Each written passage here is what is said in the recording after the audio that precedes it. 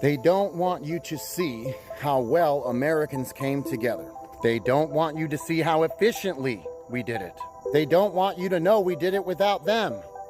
I've noticed a lot of people are extremely confused.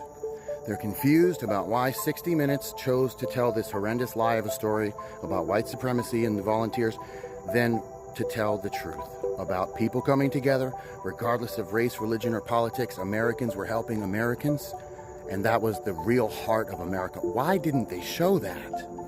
Let me explain to you. Not only did they not show that, they cannot show you the truth. They cannot allow you to see what happened there because it threatens their status quo as a whole. Do you remember that movie, A Bug's Life? And there was all those ants, right? And then the big mean grasshoppers. And the big mean grasshoppers were like vastly outnumbered by the ants, but they controlled all the ants. But they kept up the illusion that the grasshoppers were more powerful than the ants just because they were bigger and they had a little bit more power and influence. But really the ants outnumbered them vastly, and at any moment's time they could just take it. Oh yeah, they don't want you to see how powerful you are. That is why. The feel-good story that they could have ran would not serve their interest. They're fearful of us, which is why they spend so much time lying to you and manipulating you and deceiving you, because they're afraid of you, right?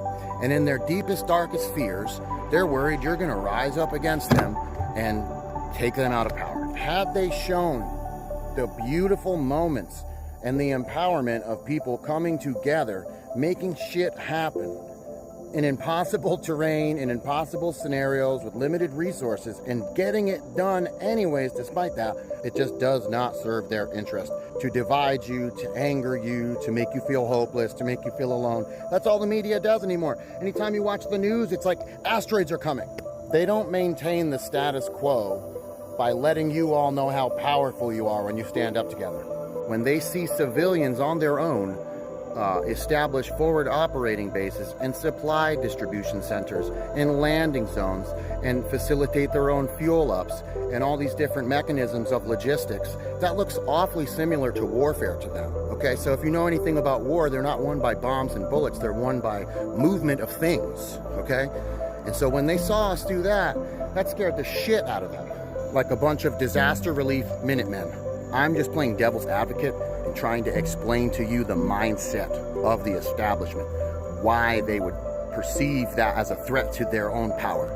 The question is, if they told the truth about what happened in Western North Carolina, who would that empower and whose power would it undermine?